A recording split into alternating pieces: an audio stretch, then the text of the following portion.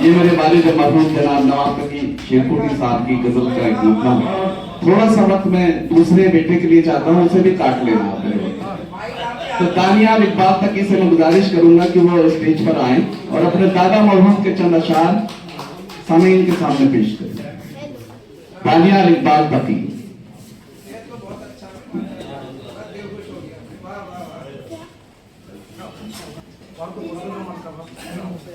इस तना